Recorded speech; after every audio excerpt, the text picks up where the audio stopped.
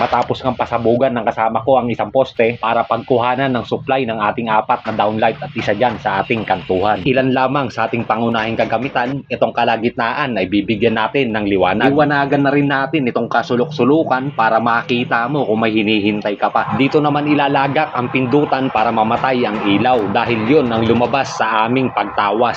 Sa may gumagalaw na kulay pula ay dyan dadaan ang ating linyada at dyan natin isasampay ang ating service entrance cap.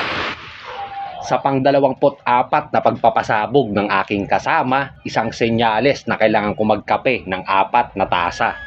At matapos ko ngang maikabit ang aming supply, ay siya naman patuloy lang sa pagsuksok ng aming wire. Makalipas nga ang 420 minuto, ay muling nagkalaman ang aming bulsa.